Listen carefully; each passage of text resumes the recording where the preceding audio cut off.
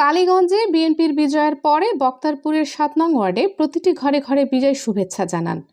গাজীপুর জেলার কালীগঞ্জ উপজেলা বিএনপি থেকে জনাব এ.কে.এম. ফজলুল হক মিলনের বিজয়ের পরে বক্তারপুর ইউনিয়নের ৭ নং ওয়ার্ডের নেতা কর্মীরা বাড়ি বাড়ি গিয়ে প্রতিটি ঘরের সবাইকে বিজয় শুভেচ্ছা বিনিময় করেন।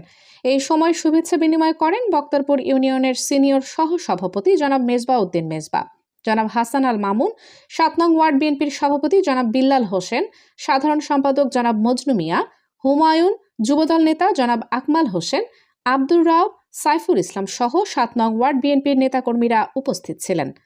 মেজবা উদ্দিন মেজবা বলেন, আমরা ৭ নং ওয়ার্ডবাসী মিলন ভাইকে সর্বোচ্চ ভোট দিয়েছি। সকল ভেদাভেদ ভুলে গিয়ে আমরা ঐক্যবদ্ধ হয়ে কাজ করব এবং এলাকার উন্নয়নে মিলন ভাইয়ের পক্ষ থেকে সব ধরনের সহযোগিতা থাকবে। আমাদের মিলন ভাই ৭ নং ওয়ার্ডের বক্তারপুর ইউনিয়নের ৯টি ওয়ার্ড থেকে সর্বোচ্চ ভোট আমরা তাদের শেষে দিয়েছি।